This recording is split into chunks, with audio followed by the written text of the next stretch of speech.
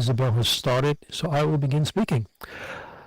Good evening, everyone. Welcome to the fourth episode of the Mystery Hour with Con Sweeney. I'm your host, Con Sweeney, and happy Halloween. I came in costume tonight. Anybody know who I am? Jelly Baby, anyone? All right. For those of you out there who are not true Whovians, I am the fourth Doctor and the greatest Doctor of them all, as played by Tom Baker, excuse me. I got carried away there for a second. The Mystery Hour is a monthly show based here on the Second Life Book Club Island here in Second Life. We broadcast live from here on Facebook and YouTube every third Monday of the month at 6 p.m. Second Life time or Pacific time for you folks in real life. And also just to let people know that while we're broadcasting here in Second Life, we're also streaming out into Facebook and YouTube simultaneously. In our show, we meet mystery authors and others from the publishing world to talk about books and issues facing them today on the social and technological change that's going on, to say nothing of the pandemic. And we certainly have a lot of change these days. I'd like to thank Draxter Dupre, host of the Second Life Book Club and the Drax Files Radio Hour, both broadcasts from Second Life, for his sponsorship and the use of Book Club Island. I'd also like to thank Strawberry Linden and Brett Linden for their help in setting the show up and promoting it. And finally, my eternal thanks to Becky Hansen and Isabel Charon for all their technical assistance in making this happen. Without you, it wouldn't have been possible. A special thanks to Isabel for getting up at 1 a.m. her time to run the camera. Now, allow me to introduce our guest for the evening, Leigh Parry, also known as Toni Kellner, who is the author of the Family Skeleton Mystery Paranormal series. And since it was Halloween, I thought we would bring in somebody who crosses genres here to talk about her work and talk about writing across genres. I'd like to call out Leigh's latest title in her series, The Skeleton Stuffs a Stocking, now on sale just in time for the holidays. And by the way, sitting to my right up here is Sid, one of the main characters in Leigh's books. Leigh also sits on the National Board of Mystery Writers of America. So, everyone, welcome to Leigh and Sid. Well, let's get started. Leigh, thank you for joining us. It's my pleasure. This is funky. Yeah, good. Glad you liked it. Hope we'll have you back in the future. Maybe as we get started, Leigh, we can start talking about your journey into writing your books and what brought you to write about mysteries and skeletons. Gosh, it's because I'm considerably older than my avatar. It's a fairly long story, although not terribly exciting. I started writing when I was in junior high school. Throughout high school and college, I got my first projection slips in high school and kept writing through college. And when I moved, was working as a full-time technical writer and just kept writing on the side until I finally got something that was kind of worth trying to send out. My big epiphanies were one that I switched from what I thought I was going to write, which was science fiction and fantasy. That's what I mostly read. And I thought that's what I would write too, but I was really bad at it. I just never could get a decent piece out in science fiction and fantasy. At some point after I graduated from college, I moved to Massachusetts, and I started almost as an experiment writing on a mystery novel, and writers talk about finding their voice. That's where I found my voice, was in mystery. So I just never saw any reason to leave it once I got it working. I've been writing mysteries ever since. My first book came out in 1993. I wrote 8 books in that series, which was the Laura Fleming Southern Mysteries. That was still under Toni Kellner. And then I wrote 3 books of the Where Are They Now series, also as Toni Kellner. I co-edited a bunch of anthologies as Toni, and then I switched to being Leigh to write the Family Skeleton Mystery. And then the most recent is the 6th. Leigh, have you ever had a paranormal experience in real life? Does that cross into your writing? Well, I do believe there's skeletons walking among us, but generally they're within bodies, so it's not really all that paranormal. No, I never have. I want to believe, I'm willing to believe, but I haven't seen anything that convinces me yet. But I try to keep an open mind. Yeah, personally, that's how I feel too. I think that there's something out there. I'm not sure what. I just feel that, we hear these little hints of things from time to time that make me think there's a bigger picture. We're just not able to see all the pieces right now. Can I ask you about Sid? Who is he, and what does he have to do with your stories? Well, he's kind of the. It depends on which of my main characters you ask, whether he's the Sherlock Holmes or he's the Watson. But he's half of my crime-solving duo. The stories start out with the first book, which is A Skeleton in the Family. Georgia Thackeray, she's a single mother, and she's an adjunct English professor. And if you know about the adjunct professor gig, it's tough. You have to move a lot. You have to take low-paying jobs in academia. And so in this book, she's just moved back to her parents' house. Her parents are also academics but on sabbatical. So she's house sitting. She's got her teenage daughter, and she has to deal with the family skeleton. And in her case, the family skeleton is Sid. He's a skeleton. He lives in the attic. Well, I don't know if lives is the right word, but he's in the attic. And he walks and he talks and he tells bad bone jokes. And occasionally he gets out. And in the first book, they managed to get him into cosplay to go to an anime convention. And he sees somebody he recognizes from his old life. The first memory he has of anything other than when he woke up as a skeleton. So he's been so they start to try to find out who he was and find out he was murdered, and they go to solve his own murder in the first book. Cool. He's George's best friend, George, and they're best friends like anyone else, except for not very many people get to see Sid.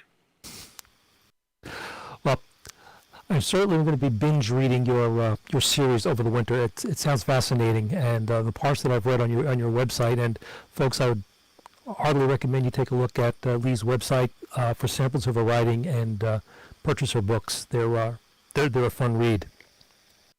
I also add that there's a couple of animated book trailers on there that you can see and admire because my daughter's the animator. Oh, very good. How difficult is it, Leigh, to write a cross-genre book, especially when you're doing mysteries and paranormal? There's always that, when you deal with the paranormal, there's always that suspension of disbelief that you try to bring the reader in. How hard is that for you?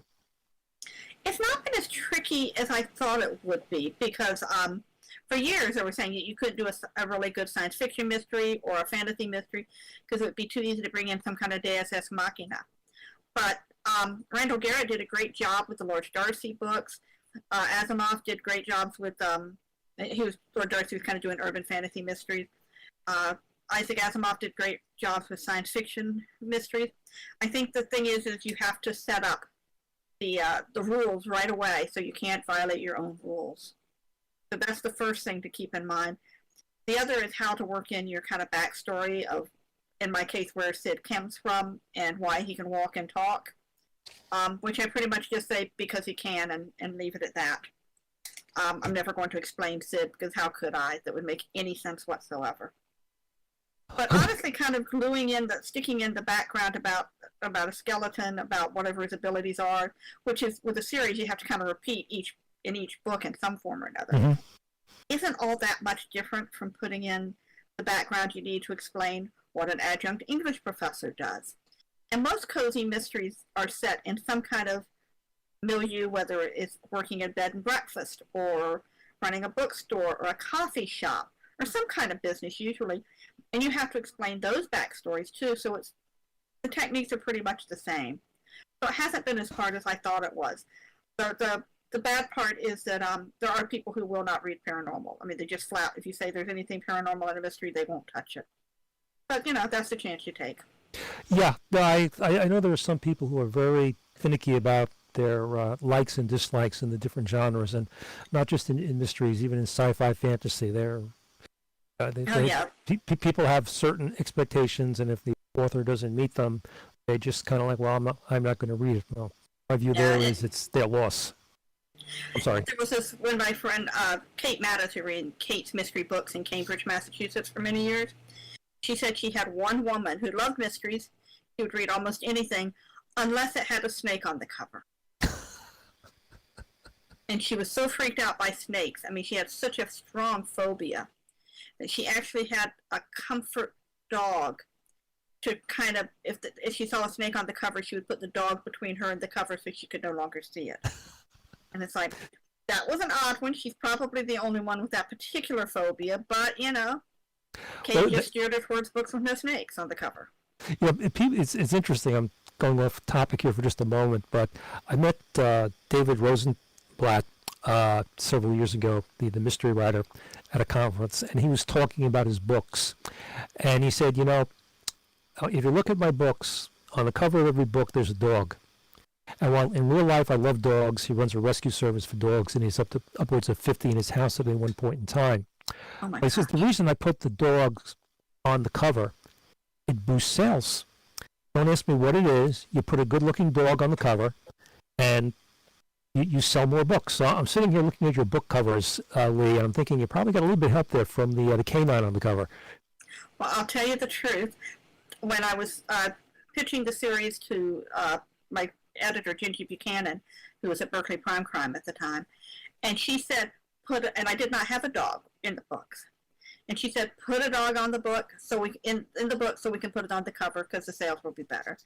And I said, well, or actually she said a cat, and Cozy's cats will do even better. And I said, I can't put a cat in. I don't have a cat, so I wouldn't do it right because I'm allergic to cats. It's like, I wouldn't do it convincingly. Can I make it a guinea pig? We have a guinea pig. and she said, nobody wants a guinea pig on the cover because a guinea pig looks like a rat, and we won't put a rat on the cover. That's like guinea pigs do not look like rats for one thing. But I bowed to her superior wisdom, and we decided that a dog was funnier because a dog and bones and a skeleton. Mm-hmm. That was funny. Yeah, yeah. But then we went in all kinds of confusion about what breed of dog it was going to be. Well, it looks like you've got an Akita on the cover there, right? Or is it It is an Akita. Yeah. It was originally going to be a Keeshond. Ooh, okay. The dog, Byron is the dog's name, was named after a friend of mine's, Keeshond, who was not an emotional support dog, but a guide dog for someone I know. Mm-hmm. And he passed away. And I said, well, I'm going to put your dog in the book. And then I went and put the Keeshond in, and they started doing covers, and they just couldn't find a Keeshond that they liked for the cover. He said, well, let's make it another breed that's cuter. And I think Keeshonds are plenty cute, but okay, fine. So I said, so we decided on a Shiba Inu, and we thought that would be great. Shibas are nice dogs. I researched them. They're good dogs for a first-time dog owner, which Georgia and her daughter were. I thought that'll work. And then I got the cover, and I'm like, he's kind of big for a Shiba. I said, oh, we decided to make him Akita anyway. Do a search and replace on your manuscript. And I'm like, well, but Byron, but Akita are really hard for first-time pet owners. And she goes, just say he's an unusual Akita. And I'm like, okay, I did it. But made me crazy. And every once in a while I get someone say, he doesn't act like much Akita. I know, I'm sorry. But I have had people who said, well, I looked at this book and I saw the dog, so I picked it up. So, Ginger knew what she was doing. Yeah. Well, I'm fascinated what I learn on this show, talking with writers about what sells books and, the motivations behind some of the things that they put into them. But thank you. I know of an author who got her first cover for her book with a dog on the cover. She said, the cover is fabulous. I love the cover. There's no dog in the book. They said, we know, put a dog in the book now. And I bet your sales increased. And it helped her. So, yeah, her books have done very well. So, yep, she did. Well, that seems to be one of the trademarks of Cozy Mysteries are pets. I've certainly seen my share of cats on the covers, dogs. I can't think of any other animal that really stands out as much as those two do. No guinea pigs. Yeah, no guinea. And look, I think guinea pigs are cute too. I think they're cute, but I guess they just don't have enough of a write-in vote yet. Who knows? Not yet. In the age of social media, anything is possible. The angry cat mysteries. So, Leigh, going back to your writing, do you consider yourself more of a mystery or supernatural writer, or something in between? More of a mystery writer, I think. I like the structure of a mystery. You have a very, it's a, pardon the expression said, you have a skeleton to the story. I mean, you start out with a murder or a crime. It's generally a murder. You go and talk to the suspects, and you have a nice ending where it ties things up. So if we're doing another kind of book, I would find it hard to find a structure that served me nearly as well. So even I've done urban fantasy stories for when I was doing the anthologies with Charlene Harris. We did 7 of them. And I wrote stories for those books as well. But for the most part, there was always a mystery, too. One was a courtroom drama, and one was more of a straight serial killer thing, but there's always a mystery along with the vampires and zombies. And I had a story in which the zombie kept getting murdered over and over again and risen up, and then somebody would kill it again. Life's tough. Yeah, well, death's tough. Touche.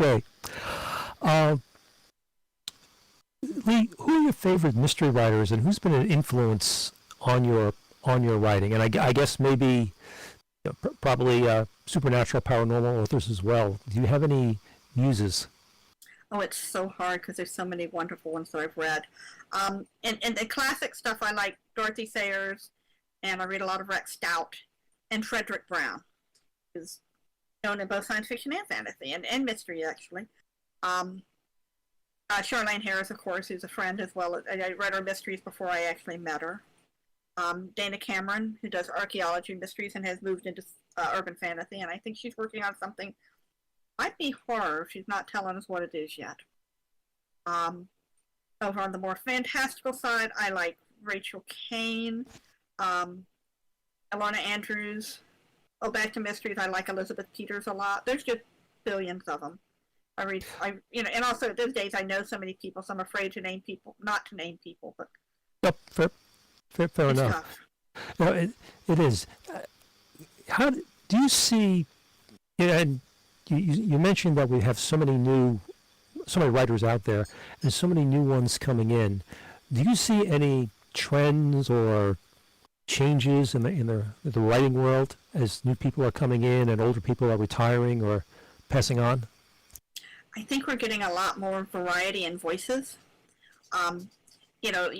Mysteries, and especially cozy mysteries, tend to be a kind of a white bread genre. Mm-hmm. But we're getting more writers of color. We're getting more writers who have Asian ancestry. We're getting more gay writers. We're just getting a lot more voices, which is great because there's so much material out there. As you mentioned, I'm part of the MWA National Board, and there's always the, how do we get new readers? Where are the mystery readers of the future so that we can keep writing? We're very selfish that way. No. And part of the thing is like, the more we explore, help publish and support the different voices, the better it is going to be for the field. More recently, the Crime Writers of Color was formed to help.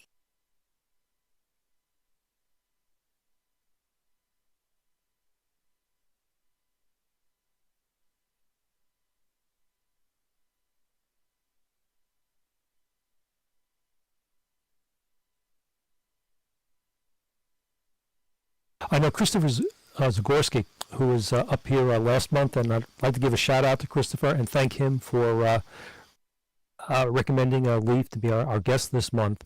Has been championing diversity for quite some time in his blog and in the industry, and he's been taking some very strong stands there.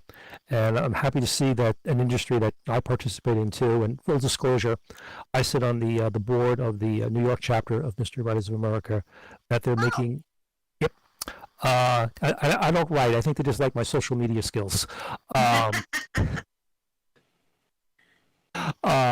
They're making great strides in opening it up to a more diverse group of writers and trying to move away from what you aptly called kind of a white bread approach to a genre. It's time for change. Let's talk about the 800-pound gorilla in the room, and I'm not talking about the skeleton sitting to my right. Skeletons only weigh about 25 pounds. Yeah. The pandemic. How is that affecting writers, you personally, but also the broader community out there? It's been a mix of a lot of good and bad. As far as I can tell, there's some writers who have been so delighted to have this excuse and reasons to stay home. They are writing up a storm. Christopher Golden, Jonathan Mayberry, writers I know who are just writing like crazy, and I respect that. And there's me, who my output has been, horrible since the first of the year. I've worked on 2 books, and by worked on, I don't mean finished. I mean worked on 2 books and 3 different short stories, and have gotten just about nowhere with any of them. Stress does not do well for me for writing, and this has been a very stressful time. So I, for me, and I think a lot of writers, it's been very hard to write. And when you write cozies, it's like, how can I be funny and light when all of this is going on? It's been tough. yeah, I've noticed with writers that they seem to fall into two broad categories. I have several clients in my real life business who are writers. The ones who are in the middle of researching and writing their books are kind of happy. They close the door, they leave the world outside, and they just go deep, and they're not distracted. The ones who are getting ready for book launches, they're the ones who are hurting and scrambling right now. Yeah. We're seeing a lot as people are trying to find new venues. This show itself is an outgrowth of that. The Draxler Dupre, the gentleman who I mentioned earlier, he started doing a weekly show for sci-fi and fantasy, and I encountered him in World, and I asked him would be any interest in supporting an effort for mysteries and thrillers, and he said certainly. So that's where we started what is now a monthly show. Someday, hopefully, we can be more frequent. We just need a larger team to support it.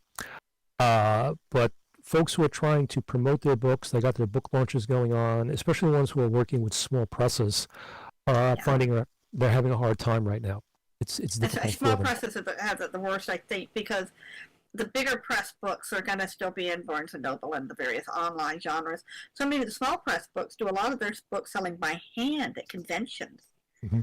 A lot of the horror writers I know up here in Massachusetts, they'll do an event for a weekend and sell a couple of dozen books that way, and they're just not getting those sales now, which is really rough. I know several of the conferences not only are going virtual this year, but they're planning to be virtual next year. I know BoucherCon, hopefully I pronounced it right this time, was just virtual this past weekend. Yeah. CrimeCon, which is run with the New York chapter with the Jessup Memorial Library in Connecticut, is going to be virtual, running into the autumn. Crime Bake up in Massachusetts is going to be virtual, and I believe oh God, I won't say the name because I'm probably going to get it wrong, but one of the larger conferences has already announced that 2021 will be virtual as well. So I think this may be the trend for a while. Yeah, I know Aresia, which is science fiction convention, is usually in January, has already announced they'd be going virtual, and Left Coast Crime is just going to skip next year. No. Well, I feel bad for Left Coast Crime because this year they got halfway through, and they were shut down by the laws out there. I knew a couple of people who were out there at the time, and they had to just fly back. Yeah, wasn't that terrible? Or the ones who just kind of stayed there in the hotel going, okay, my plane's not leaving for a few days. I guess I'll just sit here. Yeah, because the airlines still hadn't caught up with the fact that maybe they should waive some of their change fees for the passengers. So yeah, that was unfortunate for those folks. Another writer, a client of mine, he was. The pandemic, on one hand, he's kind of happy to be sitting at home and writing. On the other hand, he says, just the overall climate in the country today. He says, I find it very hard to concentrate and do my writing. He's hoping to get past November and all the harem scarum that's going on there and sit down in front of his word processor, his laptop, and just start writing again. So there's a lot of stress on people out there right now. Well, it is. My approach has been just in the past few weeks where when I first started writing, I was working a full-time job as a technical writer writing computer documentation.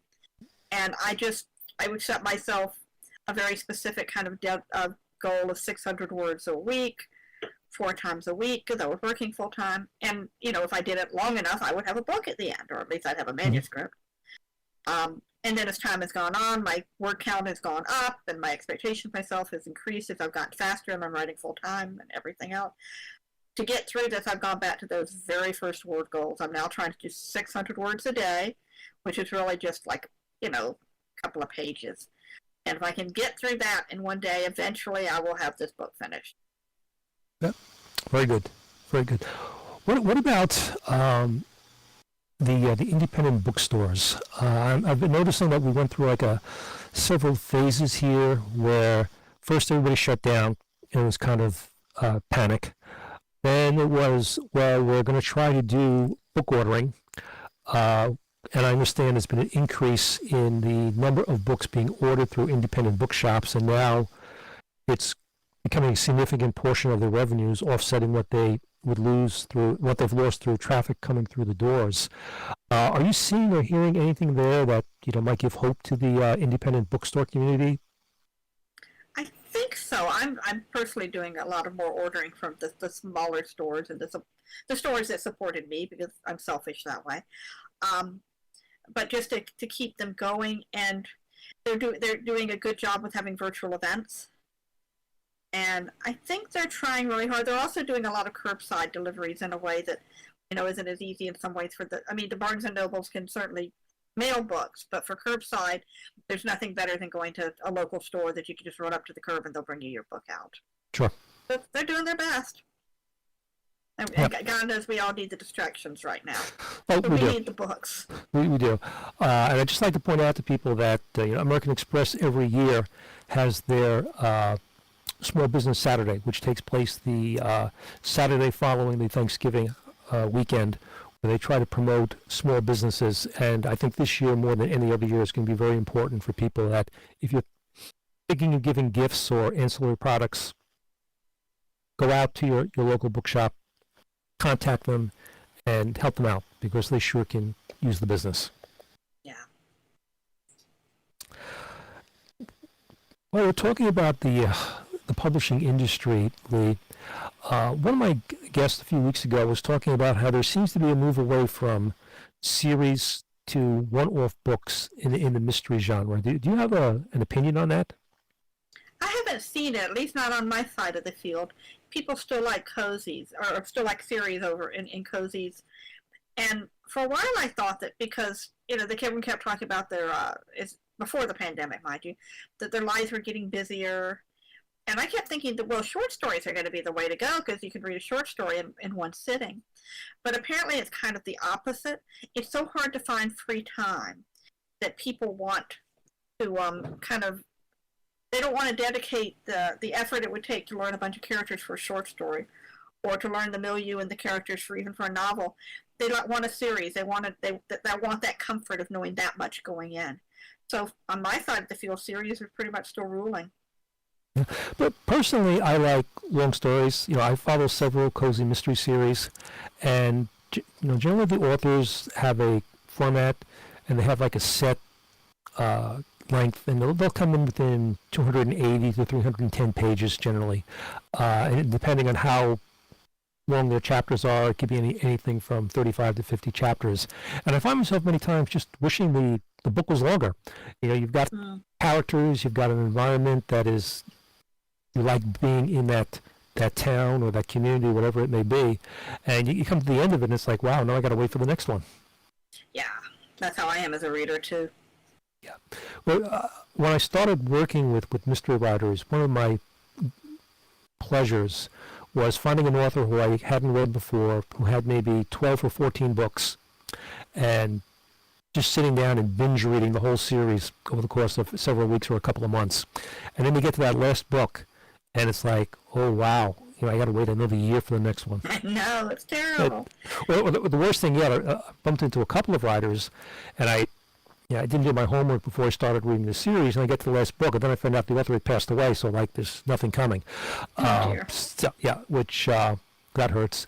But cozies and series in general have a knack for bringing people in, and you connect with them. You look forward to seeing those characters. They become like old friends, an extension of yourself.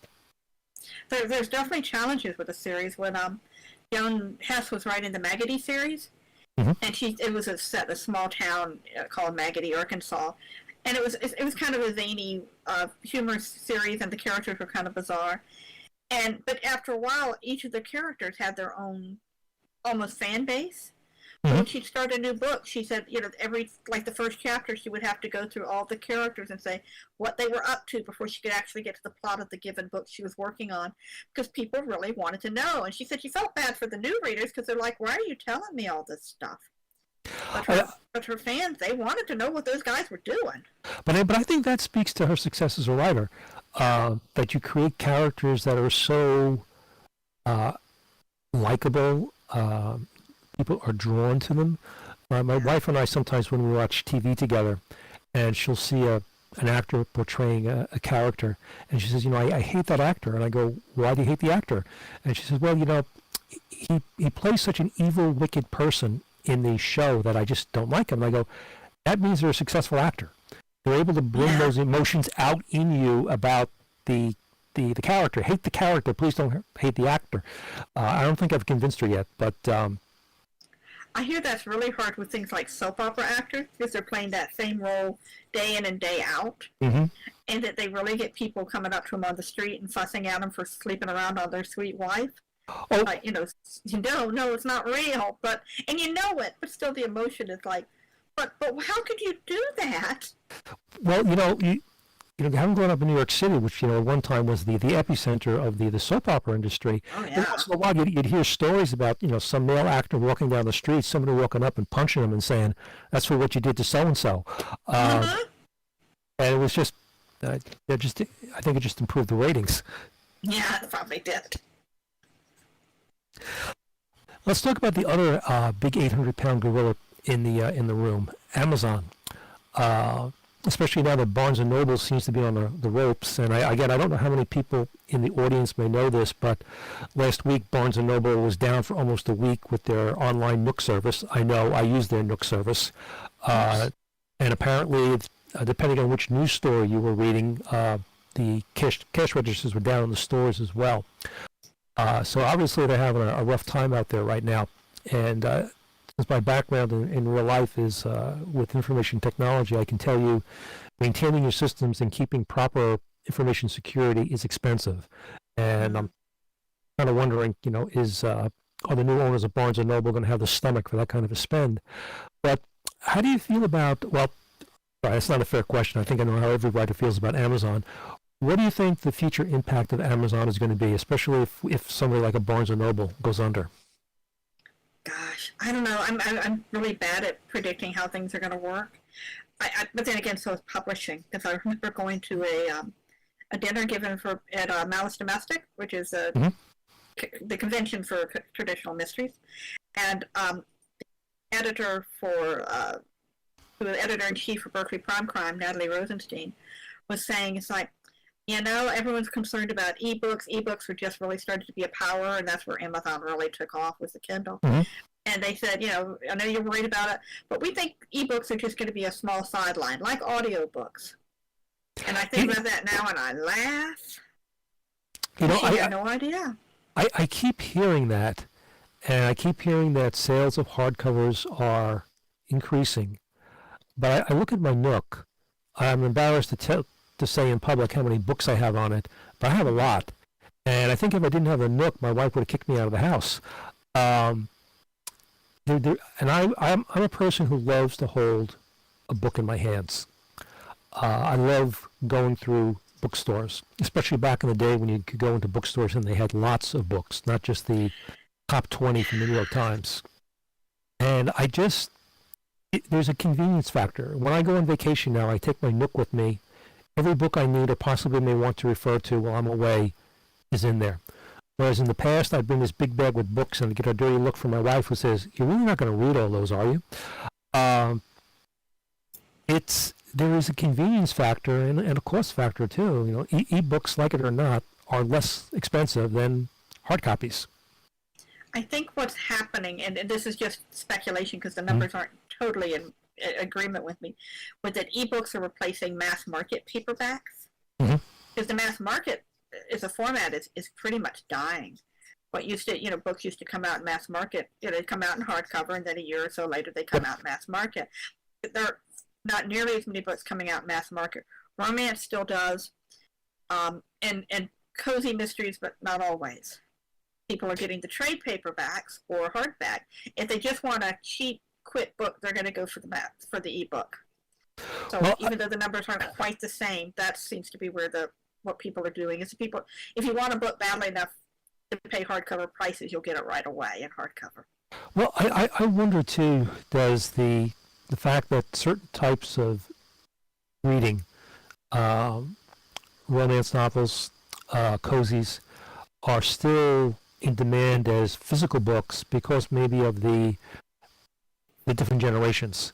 You've got a group of folks who've got the time on their hands, disposable income. They grew up with hard copies. They like hard copies. They read it. They give it to their friends, and they go on to the next one. As the population, as the demographics change, as older generations pass on and younger people come along, and again, I'm prognosticating well into the future here, might we come to a time where, essentially it's going to be a digital world, except for the collectors who want the hard copy for their own reasons. I'm just not sure how it's going to work, and the reason is because most people I know who read ebooks are my age, and we're talking, into the 50s and 60s. My daughters, who are in their 20s, don't read ebooks. None of their friends read ebooks. Interesting. So I don't know if it's the initial cost of the readers that the young people just aren't interested in. Because I would have thought the same. I would have thought it would be, teenagers. Who needs a physical book? But we've been had a room where our guinea pig lived before she passed away a few months ago. And we've been kind of stacking up all my daughter's books in it, the daughter who lives at home, Valerie. And she's got, I don't know, a couple of thousand books in there. And, she does not have an e-reader. Good for her. So it's like, I thought it would be the young people getting the ebooks too, but it doesn't seem to be.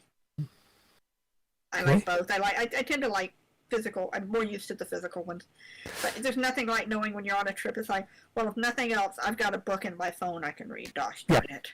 Yeah, it is convenient. And for textbooks and references, it's great to have them. Yep, no, it is for sure. What are the challenges that you as a writer are facing today? We've talked about the technology. We've talked about the publishing industry itself, the pandemic. What other challenges are you facing today as a writer? Let's see, me personally, as opposed to writers in general. You personally, yes. It's like I've been around the field a long time, but after a certain point, it's hard to grow a series. Like I'm on the sixth book with I finished this, published the sixth book of the Family Skeleton series. I had to switch publishers to get the sixth book out. The Berkeley Prime Crime dropped me after the first 3 books, and then I was Diversion for 3 books, and they're not doing fiction anymore. So I no longer have a publisher for the books. It's almost impossible to find a publisher. It's hard to find a publisher to continue a series. To find a third publisher for a series is nigh on to impossible. It really is. So that means I'm going to probably self-publish the next one, which I'm going to do because I like them. That's good. And they've got a market, and what the heck. But it's harder for me to get attention and to get into the bookstores. It's like my sales might stay constant, but it's very hard for me to grow a career without trying something very new, which could mean a new pen name and a new series, which I'm working on a new series. But what's going to happen? It's easier to be a brand new author in some ways than it is to be an established writer because they look at your track record. I mean, that's part of why I became Leigh Parry, is so that when booksellers wanted to decide whether to buy this book, they didn't go back and say, well, how many of our Tony Kellner books sold, and use that as a guide. They had to actually look at my book and say, I think my readers would like this. Good. But that's kind of my thing, is getting noticed and growing a career after a certain point are my particular challenges. Yes, I am. In talking with other writers, the concentration in the publishing industry, I think we're down to like maybe 4 or 5 major players right now. The big 5. The big 5. There are small publishers out there, but really they're so small. They're really almost like hobby industries, it seems to me, in many cases. Some of them are... There's a wide variety of what counts as a small press. The biggest independent press, which is not one of the big 5, but it's still good size, is probably Kensington. There's a lot of mysteries and a whole lot of romances. And they do other books, too. And there's a few publishers that are kind of in that, not as big as Kensington, but are still, have pretty good advances, and they get good distribution. But when you drop below that, then you get to the people who bring out, maybe a dozen books a year, maybe 6 bucks a year. And they don't get them into the bookstores, or they can't get them into the bookstores. And that's really tough. They often don't pay advances, or if they do, they're very small. So in some ways, it's easier to get published than ever before because you can self-publish, or you can go to one of the smaller presses. In other ways, it's harder because you can't make any money once you get there. Yeah, what I been finding is that self-publishing, once upon a time was kind of like the death knell for a writer, but thanks to Amazon and other services, there are some people out there who are making some pretty decent money self-publishing. They've got the knack for how to grow their audience. They know how to use the social media, and they, each book comes out, they sell a lot. Yeah, it's really impressive what I've seen some people do. I just don't think I have the right kind of personality to do that, because they work really hard. And I'm thinking of people like Melissa Marr, who does a lot of urban fantasy and stuff, is going pretty much straight into self-publishing. But she's still doing some stuff with presses. She's even doing stuff with DC Comics. I think the real answer is to diversify. Don't put all your eggs in one basket. So in my case, I want to self-publish another Sid book, and I do that with the help of my literary agency, which helps me find book cover designers and inside designers and all that good stuff. But I also want to be with a big 5 press. I sell to magazines and anthologies. I want to be out there in a lot of different places. I think that's going to be my key to long-term success, is to try to do different things. Good advice. How difficult is it to get book reviews these days? We're seeing magazines and newspapers shutting down. The ones that remain, very few have full-time book reviewers, if they do book reviews at all. I think the New York Times may be one of the last ones in the country that has a full-time mystery book reviewer. How difficult is it to get people to read your books and opine on them in their reviews? Well, on the one hand, it's harder because, as you say, none of the newspapers are doing book reviews anymore, except it's Marilyn Stasio, I think, is still doing the New York Times. Mm-hmm. But at the same time, there's all the bloggers, and there's lots and lots of book bloggers out there, and you mentioned Chris Zagorski is one of the most renowned in mystery, who won a Raven Award for his stuff. Yes. Because he's made such a huge contribution with the reviews. Drew Love, who does Drew Musings, same things, very, very well known, and reviews a lot of books, and she also won a Raven. Yep. If I can there's a lot of those. If I can just interrupt you once, I'm sorry.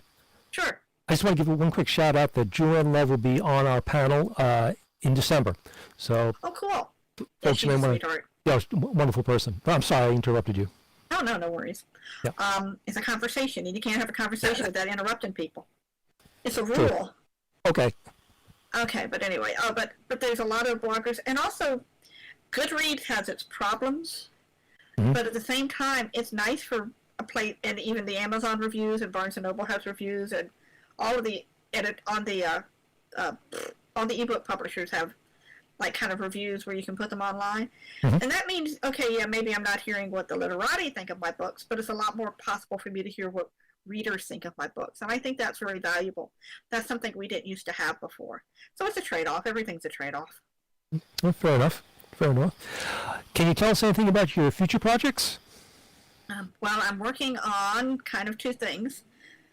One is I've always liked capers, and I'm thinking of things like Leverage and Ocean's 10, and that kind of team gets together and pulls off these outrageous stunts. And I'm trying to write a novel about an ex-grifter who is now putting together a team of suburban parents to solve mysteries and to pull small-scale con jobs. I can't wait to read this one. It's kind of an odd mix, but I'm working on it. That's what I'm working on now.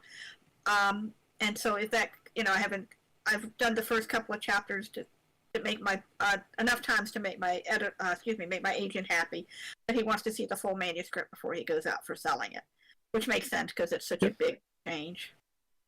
And then I also want to write the next family skeleton book, which I haven't even talked to my agent about, but I'm going to talk to y'all about it because why not? My daughter went to a live action role play camp, a LARP camp. Yes. And so Sid's going to go to LARP camp. Cool. So I'm thinking of titling it either The Skeleton Slays a Dragon or something like that. But the idea of Sid at a LARP camp with Georgia teaching, because a lot of the counselors when my daughter went were teachers on their summer vacation. And her daughter, George's daughter is a teenage nerd, so she would be attending. So the whole family there together, but in costume in the middle of this LARP camp. That sounds cool. That sounds like a great story.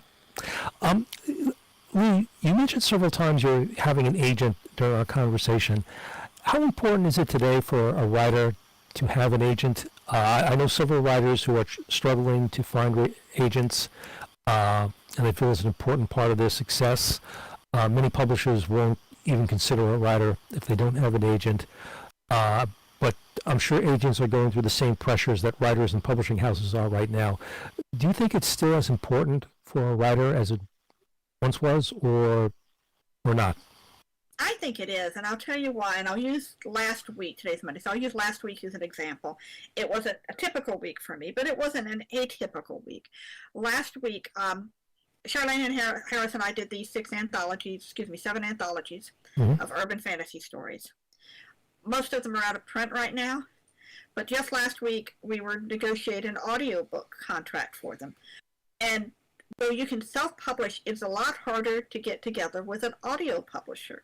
You can self-publish audiobooks too, but you really need an agent to kind of sell those to get money up front. So I had that going on. At the same time, I've got some books of mine that are out of print in print, but are available as ebooks, and they're I'm rebranding them. I'm putting new covers on them. That red cover on the coffee table in front of us is one of those new covers. Chris Zagorski is going to be doing a cover reveal on them this week, actually. Oh, cool. But my literary agency is helping. Oh, little magic pointer. How cool. My literary agency is going to be has helped me with the cover and the cover copy and getting them uploaded and all those things that I wouldn't know how to do. I mean, I could learn, I suppose, but it's really easier if someone else does it for me. Yeah. Right now, this past week was also Frankfurt Book Fair, where they sell foreign rights. And it's really hard to sell foreign rights on your own, because you don't have all the, you don't have the connections, you don't have publishers. So it's kind of for those whole career building moves and bringing in money from existing product, I would not be able to do. I could publish the books on Amazon or on Kobo or any of the platforms, but I wouldn't have that kind of support without an agent. So they've more than made up their money just in this past week, because I get deals I would not get otherwise. Even with my very first book, back in the day when I sold my first book in '92, it was a 3-book contract, and a friend with Kensington. They were still going by Zebra then, but it was Kensington. And 3 days, a friend of mine in the same area also sold a 3-book contract to Kensington for another mystery. Both of us were brand new authors. They offered me, I think, $1,500 more than they offered her. Nice. And also my agent was able to negotiate further up. So she more than earned out her commission just from that, plus negotiating a contract in a way and finding the language that I would have missed, as with things like joint accounting and all kinds of traps that I don't want to make it sound like publishers are trying to screw with you, but they're trying to make the best deal for themselves. Certainly. Like if I didn't, like my old agent, she let me sign away audiobook rights, which weren't as big a deal then, to be absolutely fair. That was a different agent. But my current agent's like, no, we sell the audio rights. We get to make those deals. And that's not something I would even think of. So, yeah, I think an agent's wonderful. That being said, you can absolutely build a career without one, or get one later if you decide you need one. Is it more difficult today to get an agent for a writer than when you started your career back in the 90s? It might be, and the reason is because of email, which is both a blessing and a curse, as is just about everything. It used to be you would have to, type them up and send in self-addressed stamped envelopes. And even then, agencies would get us a whole buttload of books. Can I say buttload? A whole bunch of books, manuscripts every week, and query letters. And, of course, they couldn't take them all on, and some of them just didn't get that much attention. So it's like triple that or quadruple that, or even worse with email. So you're really trying to get noticed above all those others, which is why when you approach an agent, you really need to be very careful by following their instructions. That if they say don't send attachments, do not say, oh, they won't mind. Yes, they'll mind. They won't even look at your submission. No. So I think it's actually kind of harder than it was. Although there's things like pitch wars. Are you familiar with that? Yes, I am. Yeah, so you can actually get, there's more help for you available too. So. Yeah, and I know also the New York chapter of MWA runs a mentoring program. Yes. They also have the Bernstein Scholarship to help new authors who are starting out. So there is a lot of help out there for authors, but it's like anything else. You got to work at it. Yeah, y'all's chapter is really probably one of the most active ones we've got. They certainly keep me busy. Sitting on the national board, Leigh, do you have any perspective on what's happening out there and in the industry? Is it getting harder for writers? I did a piece a couple of years ago for the New York chapter blog talking about income for writers, and the statistics are 24 months old right now, but at that time, the estimates were that income for writers was down by about 50%, from about $20,000 to about $10,000 a year. And then one of these days, I'm going to get around to updating that article, but I don't think, in talking with people, things have really changed that much. Certainly not for the better. What do you see in the industry for writers going forward? Is it going to be as, I don't want to say as easy to write as it was in the past, but is it going to be possible to have a living as a full-time writer? I'm afraid what we're looking at is what you see in Hollywood, which is it for all the big stars, the Angelina Jolies and the Tom Bakers and all these famous people who are making a good living. There's a whole bunch of people waiting tables. Yeah. And I think that's always been true. But it used to be that you could make kind of a semi-good living as writing, and I'm not sure that's as easy as it used to be. I think I know reading books set with writers in like the 30s and the 40s and even the 50s and 60s, they could churn out books, a couple of books a year and make a decent living, not getting rich, but they could do it. And now I don't think that's impossible. You're either a big star or you're scraping. And all we can do as I think as MWA, all we can do is encourage people is to kind of reward the good publishers without penalizing the writers. And the bookstores who help sell the books too. Yes, very much. I find that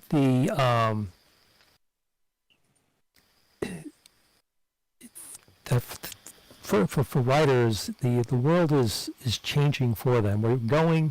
The technology that we talked about before, like emails, have been a blessing and a curse. Things like word processing is a blessing and a curse. You mentioned earlier in the old days, how difficult it was to, you had to type a manuscript. And, maybe if you weren't a great typist, you had to pay somebody to take your manuscript, turn it into a good draft, and then you had to physically get it around. Nowadays, thanks to email, the internet, and all that, you have this blizzard of words that's going out to publishers and everyone else and their kin. So it's there's more competition too, I would imagine. It's a lot easier to become a writer if you think you are a writer, and just because you think you're a writer doesn't necessarily mean you are one. I think people, if that's why the Big Five has gotten so bad about only taking agent submissions, because they want at least a little bit of a clearinghouse to just kind of to sift out a little.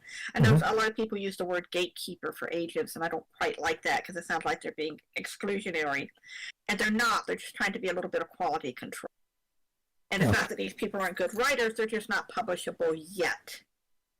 And I think because you can do it so quickly, people think, well, I'm finished, it must be publishable. It's like, it might be in another draft or two, but not yet. Well, you make a good point there, because with the proliferation of self-publishing, there's a lot of books out there that, not all that long ago, they never would have gotten anywhere near print. And people are, kind of lured in. They're 99 cents, $1.99, and then you read them, and it's like, yeah, this is not really worth getting past the first chapter, if you get that far. There seems to be almost a race to the bottom in many regards, with just everybody self-publishing, trying to get out there, and the gatekeepers who you referred to, whether they're the agents, the publishing houses with their editors, the book reviewers who traditionally we would look to, those are going away. And yes, we do have the bloggers who are out there, and yes, there's probably the cachet of being published by one of the Big Five that gives people a little confidence that some quality work went into it. But it's There's a lot of junk out there too, besides some very good writing. And the sad thing is, there's a lot of very good writing that's getting lost in the junk that nobody sees. Yeah, well, of course, I mean, to be fair to people who are self-publishing versus Big Five, the Big Fives, I mean, yes, they love books. Any given editor loves books. They love reading. They want to publish good material, but they pick things that are sell. Sometimes, mostly good things will sell. Also, some really bad things have gotten published and sold enormously. And just as well on the self-published or independent published people, some of them have really good books that for whatever reason they don't want to deal with New York, or they just because or maybe it's a niche market that won't do well in a New York all the country wide, but in their small little niche they'll be very successful. Fair enough. Okay, come to the end of my prepared questions for today with Leigh. Just want to ask if there's anybody out there in the audience who has any questions that they would like to ask Leigh. Either shout them out, or if you just put them in text, and we will put them to Leigh.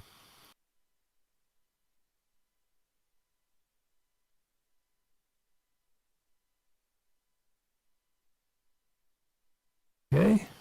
I could tell people why I have a pirate costume for my Halloween costume. Yeah, well, that would be a good story if you would, please.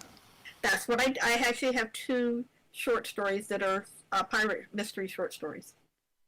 One was Skull and Cross Examinations, and the other was The Pirate's Debt, because I really liked pirate movies growing up, so I decided to write a pirate short story.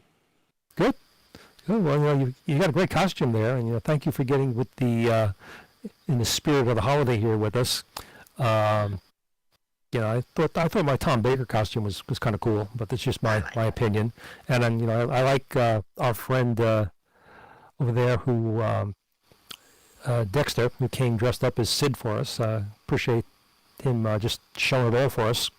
I appreciate that. I thought you would. Okay, so if there's no other questions from anybody in the audience, we're coming up on 10 o'clock, and I know Isabel would like to get back to her bed in London. So we will end it here now for the evening. I would like to thank Leigh Parry for joining us. It certainly was very informative and fun talking with you, Leigh, learning about your work, your life, and what's going on in the publishing industry. And I hope to have you back sometime in the future when we talk about some of the other topics that are percolating in the mystery thriller world these days. Anytime. Okay. All right. Well, again, everyone, thank you very much. And Isabel, you can